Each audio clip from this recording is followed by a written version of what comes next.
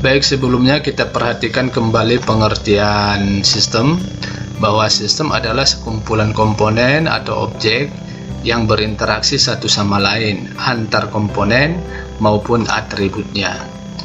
Nah, sekarang kita perhatikan pengertian atribut.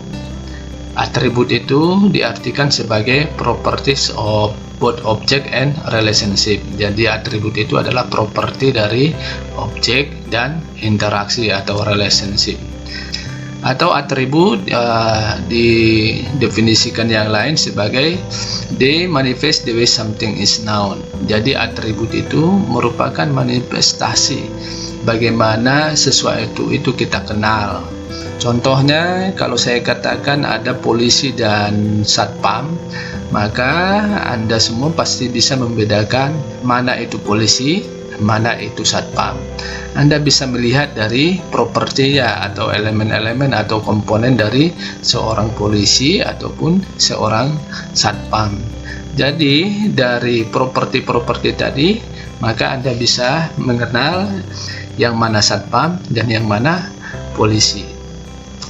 Nah, kemudian atribut itu pada umumnya itu dijelaskan dalam dua bentuk, yaitu atribut sebagai parameter dan variabel. Nah, parameter adalah atribut yang melekat di dalam objek. Parameter adalah kuantitas dalam sistem yang tidak berubah kecuali analis mengubahnya. Jadi, parameter itu merupakan atribut yang sudah melekat di objek. Kemudian atribut itu tidak akan berubah kecuali seorang analis mengubahnya atau yang memiliki si pemilik sistem itu mengubahnya. Kemudian atribut yang lain adalah parameter, yaitu atribut yang dibutuhkan untuk menjelaskan interaksi antar objek. Nah, jadi variabel itu merupakan atribut yang dibutuhkan untuk menjelaskan objek.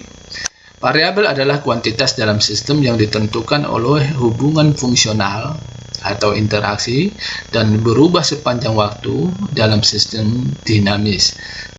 Baik, untuk memperdalam pengertian atribut sebagai parameter dan atribut sebagai variabel, kita perhatikan contoh informasi ini. Ini adalah contoh kasus positif COVID-19 di DKI Jakarta. Totalnya ada 304, kemudian dirawat 177, sembuh 21, meninggal 29, dan isolasi mandiri 77. Nah, dari informasi ini yang menjadi atribut sebagai parameternya adalah dirawat, sembuh, meninggal, dan isolasi mandiri. Nah, sedangkan atribut sebagai variabelnya yang berubah sepanjang waktu dalam sistem dinamis, jumlah orang yang dirawat, dan jumlah orang yang sembuh, dan jumlah orang yang meninggal, dan jumlah orang yang isolasi mandiri, nah itu nanti akan berubah sepanjang sistem dinamis. Berikutnya karakteristik sistem. Dari beberapa penjelasan dari beberapa slide yang terdahulu, bisa kita perhatikan ada beberapa karakteristik sistem. Yang pertama adalah purposive behavior. Jadi sistem tadi itu ada karena ada maksudnya, jadi ada tujuannya, ada purposive-nya, dan memiliki perilaku tersendiri sesuai dengan sistemnya. Kemudian karakteristik sistem yang lain adalah holism, bahwa sistem itu dinilai secara keseluruhannya, bukan secara parsial. Tadi dalam kasus COVID tadi, sistem tadi bisa dinilai dari beberapa parameter tadi, jadi secara keseluruhan, jadi tidak bisa hanya satu parameternya saja. Kemudian karakteristik sistem yang lain adalah openness, ada keterbukaan, ada kemungkinan sistem tadi bisa berubah, bisa menerima pengaruh dari luar, kemudian bisa menyempurnakan sistem tersebut. Kemudian karakteristik yang lain adalah transformation, yaitu adanya proses di sana, adanya perubahan.